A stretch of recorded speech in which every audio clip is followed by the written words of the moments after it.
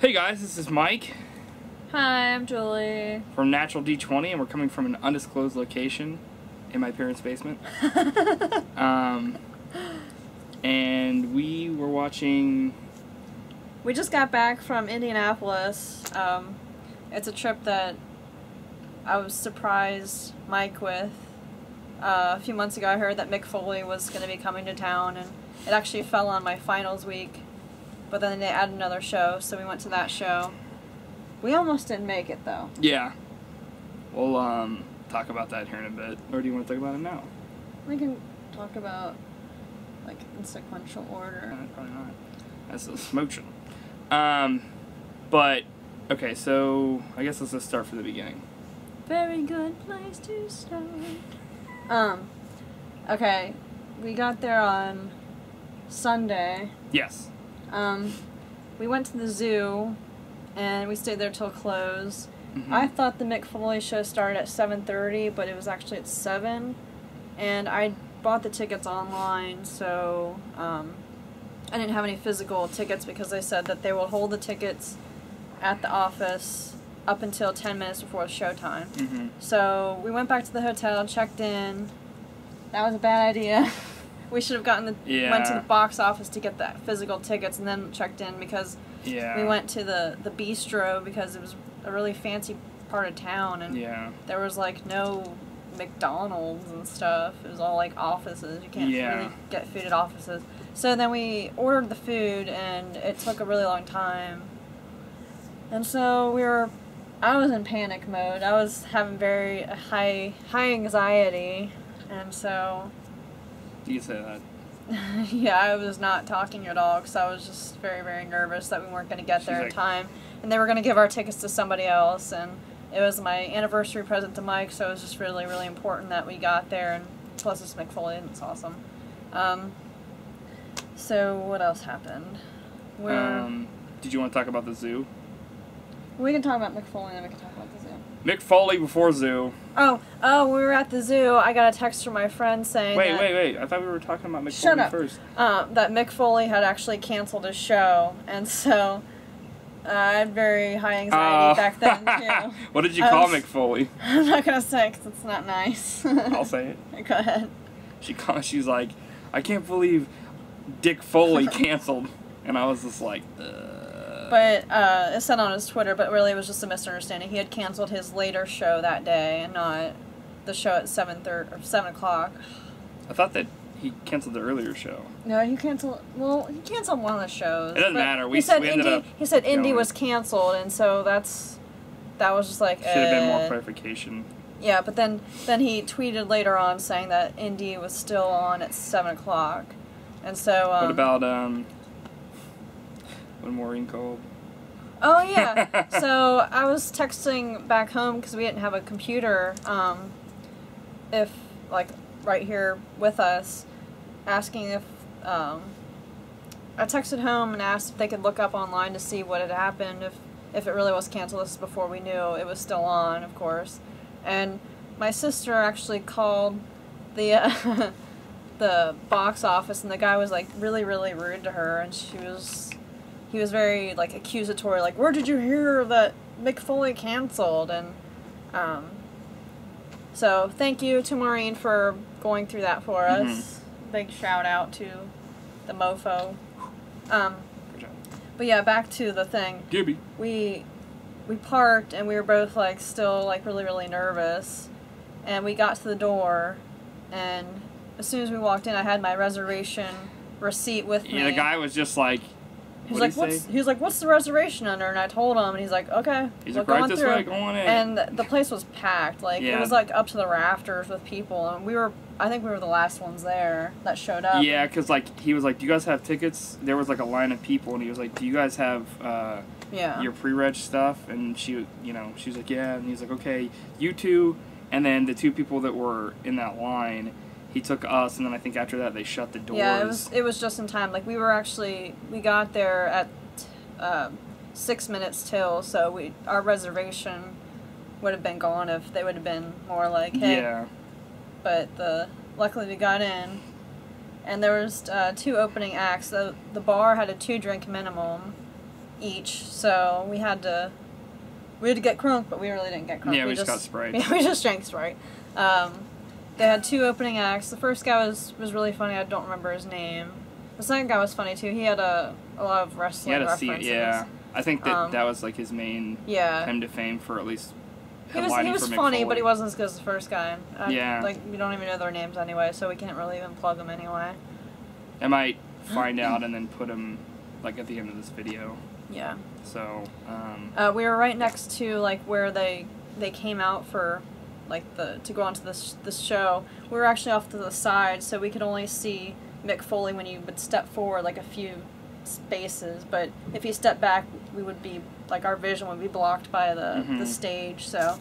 And they played his theme song, so it was like ding ding ding, ding ding ding ding ding ding. Yeah, but he came out like right next to us, and he was like going on. He had like a red shirt on that was kind of like. It was like a Santa Claus print shirt, and then his actual main shirt was like a Santa Claus shirt. Yeah, it was a green shirt. And we were like... And he was wearing sweatpants, and it was like the most precious thing ever. He was so cute. He was a Santa Clausman. But his show was really good. I don't know if you want to talk about it. It was really funny. Like, I wasn't expecting it not to be good, because if anything, he would just tell wrestling stories that I would have been into. But he worked in some like really funny... anecdotes and stuff like that. They even had like anecdotes. Hot slickers. They even had some like funny bits at the end and stuff that they did where like he was telling like a dirty joke and they're like, I finally found the man that helped me through Hell in the Cell, and it was like some old guy or whatever. It was like a joke or something. Yeah, like I'm a wrestling fan but I'm like a casual watcher. Like I haven't been watching it for as long as Mike has, and since they quit broadcasting it on cable, I haven't watched it unless I'm over here at Mike's. But I didn't understand some of the references, but it was still like really funny. The stuff that I did understand was really, really hilarious. And he told a story about meeting Tiger Woods. Oh my gosh! And how really he's funny. like he didn't like Tiger. Or well, I guess Mick Foley I don't think doesn't like people, but he was just like upset that like he had to go and actually do stuff, and Tiger Woods would just stand there and get paid like millions of dollars. How you doing there, little fella? Yeah, his voice of Tiger Woods, he was like, he's the whitest guy I've ever met. It was like, well, Joe, are we going to have a problem here, guy? I definitely recommend people going. Like, if you're like me and you're just a casual watcher, you'll still, even if you don't watch wrestling, you probably enjoy it. Like, you may not get every single reference, but, like, his stories are really cool, and they're really funny, and, I had a lot of fun, but I think the most fun I had was just watching Mike laugh at, like, all the jokes, because, I mean, he understood everything, and he was just rubbing his eyes and crying from laughing. I was like... but that was really cool. You want to talk about that guy in the front row that was, like, a heckler? Yeah. He wasn't really a heckler. He was more, like, trying to, like... I guess he was heckling him, but he wasn't like, you suck, Foley. He was, like, trying to be part of the act. Yeah. And Foley kept on him, like, there was a guy next to us who, like, shouted something, and Mick Foley just kind of ignored it, and then later on he's like, yeah, I heard that guy over there say that. Yeah, I was like, oh, God. And he's like, just listen. I don't... Yeah. Yeah, you come to a show to enjoy it. Later. Yeah, and, like, which was really cool. After he did his stand-up, he did, Q&A, which was really cool because it makes the experience more unique because, the people ask a question, he'll just go off on like a little tangent. He reminds me of Kevin Smith in the way that he like delivers. Like he'll start telling a story, and then he goes off on like 3 or 4 tangents and comes back to the main story. Like the joke is at the very end of everything, kind of thing. Yeah, but it was cool. Like some people asked random questions and also some wrestling questions. And of course, he covered the whole like Hell in a Cell thing, where it's just like, did it hurt? And he was like, I get asked that question all the time, and obviously it hurts and stuff like that. But weirdly enough, there was a question somebody asked where it was like, what hurt more, that or the match between him and Rock, where he was handcuffed and the Rock hit him with like 20 chairs or whatever, and he said it hurt. I mean, obviously it wasn't going to hurt as much as being thrown off a cage, but he didn't really ever answer the question. Yeah. He was just kind of like talking, and then he like talked about something else and stuff. But that was really cool, though. Yeah. Like I appreciate that he was very personable with his fans, and he wasn't just like he walked off stage and was like, "Well, see you guys. Thanks for coming." He actually, came out and was like, "All right, here's the Q&A, the audience participation," and I think someone asked like what his favorite roller coaster was, and then it got kind of like somber because he's like, I can't really ride roller coasters anymore. Thanks for bringing it up. And it was funny. It made me a little sad, but it was sad. But then he called the guy like a bastard or whatever, and I was like, girl. Yeah. Girl that asked the question. He's like, you son of a bitch, and I was like, eh. And then afterwards. Yeah. Afterwards was really cool. Mm-hmm. After his shows, he does like meet and greets, and he actually like he doesn't just sign and just go on. Like he'll actually talk to you. And thank God he didn't just sign because we didn't have anything to sign for. Yeah, we didn't bring anything to sign. I had the receipt for the thing, but he's got like a picture and we waited in line. It was like an hour. It wasn't too bad. Once we left the actual like club, we waited in line for an hour, but it was pretty fast, and the people around us were pretty. It was a good people watching experience. Let's just say they were pretty rowdy. I was like, ew. But we were getting kind of nervous because before we went up there, Mike Mick Foley and Mick Foley was on his phone, and he wasn't really able to talk to people, so he was like signing and posing in pictures still, and like. Mm-hmm. But, he couldn't talk 'cause he was obviously on an important phone call. But it was really weird because he kept making, like, weird eye contact with us. When there was, like, 3 or 4 people in line, he just kept, like... I think I have a clip of that, too. He was even, like, talking on his phone and, like, looking over. And, like, it was, like, kind of freaky. I was like, oh, he's looking over at us again. Why is he doing that? Yeah. I'll post that up, too, because I actually have a video of that. Nice. It's really weird. It's, like, the whole Welcome Skull thing where he's like... everybody was like getting their socks ready to get signed too. I guess that was for Mr. Sacco, but I wasn't really thinking about it at the time. Yeah. I don't think I was wearing socks. I think I was just wearing sandals. So. But we got to like meet him, and that was cool. He was kind of like talking to me. Mm-hmm. But I think it's because. The whole place was like a sausage fest, and he was probably like really excited to see like a girl actually at the show, and because he was asking me if I really enjoyed myself. He was like a daddy or a grandpa. Yeah, he was like so precious. I was just like, you're just so cute. He's like, why is that? I was like, I don't know, you're just really precious. Can I hug you? He's like, yeah, and like I hugged him, and he's like, am I just the most huggable wrestler? I was like, oh. He's like, I think the guys and girls like it because it's not like intimidating for the guys. Right. And I was just like. Okay. Yeah, I don't know. And I don't really remember what else was mentioned. He said that, and then like. Oh, I said thanks for doing the thing because not a lot of people would actually. And he's like, if you want to see it and you want us to do the meet and greet, do it now because he did say something. He was like, maybe not in 4 years I'll be doing this because I guess maybe I don't know if he just doesn't like it or I don't know because he's on the road a lot. Well, I mean the meet and greet part. Oh, well. That's what he said. He was just like, oh, about the meet and greet. But so if you want to see it, do it now. Yeah, definitely. If you want to do the meet and greet, I mean, I would still go even if I didn't get to meet and greet him because he still does like comic conventions and all kinds of stuff like that. Like, I would think the kind of people that maybe he would meet at the meet and greet wouldn't be so great because they've already had some drinks. Some of those people were like, I don't know. Yeah, they had too much. There was a 2-drink minimum, and they were probably like on their 15th. They were probably 2-drink minimum before they got there. I was looking at all the bills as we were passing. All the bills were like over $30, and our bill was like $10. And they were selling this thing called like the bucket of beer there and stuff, and it was like this bucket that had like all these beers in it, and I was just like, almost every table had one. Beer. I was just like, it's a fucking. Oops. That's a bad word. Hoping nobody heard that. Beep it out. Beep. This broadcast is for 17 and up. Yeah. But it's already too late. Or late. Pretty much any kid that was born and plays Grand Theft Auto, I guess. Call of Duty. I'm gonna go on to GameStop. Get Call of Duty. That's it. Yeah. Oh, do you want to talk about any of the other stuff, like the zoo or the museum, or? The Indianapolis Zoo is really cool. It wasn't my first time there, but I hadn't been there in a long time. It's small, like it's spacious, but they don't have as many animals as like the Cincinnati Zoo. However, you can get like really close. Yeah, you can get like so close to all the animals. Like there's just a glass separating you from like a tiger, and the tiger was actually going right up to the glass and like hanging out.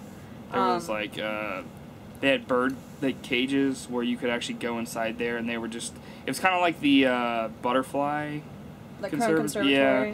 But it was birds, so you would go in there and they would just be hanging out and stuff. Yeah, like you buy like little sticks and they would like land on the sticks. They were budgies, that's what they were. But, like, it's weird because a lot of the exhibits we would go around to, they were just like, this animal's off the exhibit. Like, I saw a lot of that at the aquarium part, and the aquarium was, like, really small. It was, like, they definitely didn't have any... Did they have any sharks in there? I mean, they did have in the shark tank, no, but it wasn't, like... So. There was no octopi. It was even smaller than the Cincinnati Museum when the Cincinnati Zoo before they moved to Newport Aquarium. Right, that. Yeah. Because even they had a shark in that one. You know, beers and bottles and buckets. Yeah. And see what else? The botanical garden was actually probably my favorite part. It didn't have any animals. Oh yeah. But and it didn't smell like poop everywhere. Like the rest of the, we were walking through, and every little bit you would get a whiff of Jif, and I was like, smells like a little poop. But it was like very like Zen-like, and I'm really into that kind of thing. So it's very peaceful. I could have spent like hours there. There's a lot of funny statues. Yeah, just sitting down and watching like, just being all like calm and stuff. Then yesterday we went to the Children's Museum of Indianapolis. That was pretty sweet. I've been there I think one other time, but I don't remember anything. It was just like the zoo. There's a lot of kids there because it's a children's museum. But weirdly enough, there were like more kids. I felt like at the zoo, but maybe that's only because we went on a weekend. We went on a Sunday. Well, that and when we first went in, we went to the aquarium, and it was like stroller hell. Yeah. Like you couldn't go anywhere, and like I hardly took any pictures because people were like their kids were all like suction cupped onto the glass and stuff. But you wouldn't be too if you were like a kid. Aquarium was always my favorite part as a kid. That was like my least favorite. That was my favorite That's part. because that was the place I had to go. That was like that first. one kid when we first went in, he ran straight out, and that guy was like, "You don't want to go?" And I was like, "Ah." It's okay. I'll protect you from jellyfish or octopus. Jellyfish. It's octopus. Land jellyfish. Yep. But anyway, back to the children's museum that had a lot of children in it for some reason. We got puppets. Actually, the children's museum didn't there wasn't anything there that annoyed me. Like, I guess I shouldn't have been annoyed at all at the zoo. Yeah, the children it's being just there. Kids. Kids. But like we ridiculous. went to the museum during the day when kids are still in school. So True. There were a lot of kids there. There was like field trips. I think there was at least one field trip there. But they had the bumblebee from Transformers was like the first thing you see when you walk in, and they also had Indiana Jones props. Yeah, there was like the whip, authentic the hat, props. The cross, and there was like a book. And she said they get new props every June. So when we go, I'm sure we're gonna go back. Right. They're gonna have different stuff from props. the actual Indiana Jones movies, and they had the tent, and you could like touch the tent. It was really awesome. And we got there cool. like weeks before they had the. They have a big China exhibit coming up. Like, I think in the beginning of May. It's like May 10th or something like that. Yeah, and it's through November, and that looks like it's gonna be cool. So we'll have to go back for that. Yeah, it's like Take Me to China is what it's called or something. Yeah, I don't think they really had anything special yet because they're preparing for. Yeah. The China, so we didn't get to see like any kind of traveling exhibit. They had let's see, the Dinosphere, which was pretty sweet. They had what else? They had the glass blowing part. They had railroad. That's cool. Yeah. Like lots of trains. Like if you. They had they had all these like really cool like exhibits, and then they had like this exhibit that definitely I think is something you should see, but it was like wasn't really expecting it. Like it was. Yeah, it was about like the three kids who made choices and who spoke out about whatever it was.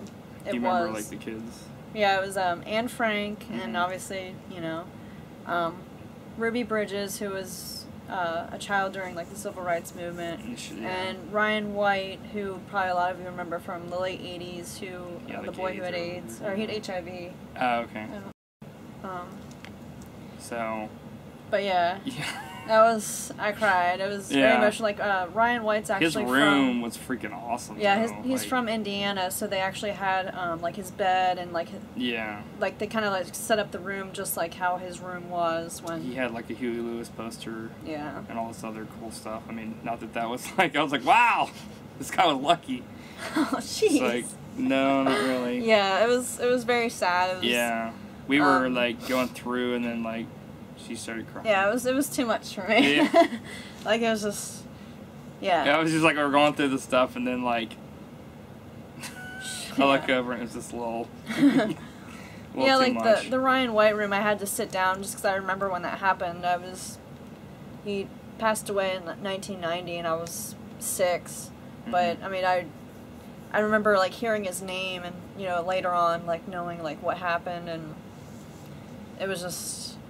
It was, like, really weird to, like, look at that and be like, he had to fight to go to school because it's, like, I guess... The parents didn't want their kids around. Right. Same with, like, Ruby Bridges. Right. When she went to school, like, she was, like, segregated from everyone else. She would just, like, eat lunch by herself, and she would talk about, like, how, she wanted to sit by the kids, and, I mean, she was, hear them, like, talk, and, yeah, like, I mean, she she's gets just all the food. a child, like, she just wants to have friends, and because she grew up during that time. Right.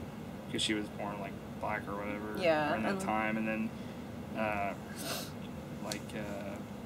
it's just weird, though, to see, like, I guess any of that stuff, but just weird, like, years ago that, like, people thought you could catch AIDS from, or HIV from, like, just touching someone, or be like, hey, how you doing, buddy? Oh, right. No, I have AIDS. Like, I don't know. I mean, I'm sure that won't be the last time people are like, how's the disease caught? But it's just like that. Freaking, and then, of course, Anne Frank, that was like, yeah, they had it was cool. They had a replica of her diary on loan from the Anne Frank Museum. And, you know, it wasn't obviously it was a replica, so it wasn't the same, but it was still very, like, moving, and, like, they had, like, something similar to, like, her satchel, and they had, like, the table set up, like how her table would have been set up when she was in hiding, and that was interesting. Yeah. That was my favorite part of the whole museum. They're like that section of those 3 kids, and I think that it's something that's important it's really, really grim. It's probably, like, the most emotional I've been at a museum. It starts off, like, all, like happy, you don't really know what's going on, and then you, like, go into, like, you start realizing, oh, wait. Yeah, but it's something that I think is important for kids. I mean, for adults, too, but for kids especially, because, like, Ruby Bridges, Anne Frank, and Ryan White were teenagers, or even younger than that, so I feel like people can learn from their stories, and maybe it could change a kid's life to maybe want to do something good rather than, you know, make fun of somebody for this or that. It's like everybody, like, something they can't even help anyway. Jokes around and stuff, but then you, like, look at that stuff and you're like, wow, these people actually, like, went through shit. Yeah. It's like, ugh. But they had a Captain America comic there. It was in the Anne Frank, wasn't it? Yeah. It was like, towards the end, they had, like, all this Nazi propaganda, and they had a Captain America comic book where Captain America was, like, about to kill, like, a Nazi, and I was like, this is pretty sweet. Yeah, we took a lot of pictures. Probably between us, probably almost 1,000 pictures. Yeah, there's a lot over the weekend, I would have recorded Mick Foley, but he was like, you know, I don't want you guys to record this, and, you know, out of respect to that, I didn't want to, like, be that guy. Not only that, but people were getting busted for it. Yeah, they had their phones out. He's like, just because you have it at waist doesn't mean I can't see it. And I was just like, oh, good thing I didn't bring my phone out. I mean, I probably could have got away with it, but I wouldn't want to do that because... It's just distracting. Right, it's disrespectful, too, to him, I think, because, like, to me, I respect Mick Foley enough to not, like, even if it was just a friend and he was like, please don't do this, you know, I would respect him and be like, you know, okay, that's fine. And it's just distracting the people around you, too. Like, right, yeah. Phone, like, people would just keep looking at your phone, like I would. Move. I got Mick Foley. Are you enjoying this? Well, watch it on my video to enjoy it to the full extent of whatever. My video, my channel, whatever. Yeah, we're still on vacation for a few more days, and we have some stuff we're going to be working on. We've kind of been absent the last few weeks. I had school, finals, and all that kind of stuff, and just this and that. We've both been pretty busy, but we're working on stuff. We've shot 2 things that we haven't, well, I guess 1 thing now, that we haven't fully edited, and we're going to have to reshoot something else. We got little things here and there. I think we're going to post up some, like, walkthroughs of places that we've been to and stuff like that too. maybe little videos and stuff of our trip and stuff like that. Put it up on the channel. But I'm trying to think, is there anything else? Mick Foley, this has already gotten kind of long. Yeah. That's what she said, I think. Hopefully people are still watching. They want to know what we did on vacation. If we know that you're still watching, or wait, if we know Looney Tunes, what I did on my summer vacation. Not really. Tiny Toons? Tiny Toons. That's what I mean. If you're still watching this, thanks for watching. Please subscribe. And all the other things that people on YouTube say. I can't remember what else they say. And as always, thanks for watching. Thanks for watching. Like, subscribe, and if you like this video, share it with your friends. If not, leave a comment. Tell us what we should do different next time. Even if you did like it, we want to hear from you guys. We like the interaction, and yeah, I think that's it. Did I say we got puppets? We got puppets. Oh, yeah. I think I said that already, but we got puppets at the museum, so we're gonna... Do you want me to go grab them and bring them over here real quick? Yeah. Okay. Distract them for a bit, or say something. 'Cause I'm happy. Oh, hate that song. Here, give me mine. Okay. This is my little my birdie. You want this one? It's a raven. Or no? Oh, okay, yeah. This is my bird. It's a raven. And this is a lemmy. It's not a puppet, but it's really cute. And Mike got it for me, and I like it because it's soft. It makes me think of my cat. And Mike's got his already. Corporal Chameleon. Like, show what he can do with his eyes. Oh. I'm gonna try to do it. It's got these little... I mean, this is totally happening, and I'm not even trying to do this. I'm just like, hey, what's up, man? He's like, I'm also speaking while you're speaking. We're so in sync. Don't you think so? You're all I've ever wanted. In sync. Mm-hmm. And the inside of this thing's mouth looks really freaky. But it's X-rated, so we're not gonna show you. So, oh yeah, his tail curls over. It's really cool. I need to get a little hat for this guy or something. Yeah. Oh. Help me think of a name for my raven. So. Yeah, if you guys have any names for these guys. Yeah. Okay, I think we're good. Yeah. Just, we're not going to turn into weird puppet people. Aw. What? Want to. Well, like that one guy, Jeff Durham. Oh my gosh, don't even talk. That guy's not funny. What's his name? Jeff Durham or Jeff Durham or something. No, we're going to turn into those people, and I'm just going to be like, just because I have a puppet, I can be racist. And everyone's just like, doesn't really work like that. That guy is not funny at all. You coming around here? Huh? Huh? Okay, bye. See ya.